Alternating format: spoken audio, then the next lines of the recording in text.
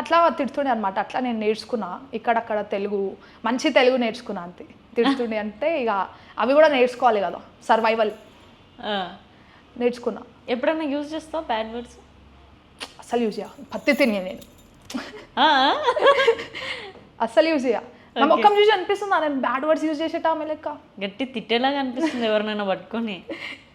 Use చేస్తా కానీ చెయ్య.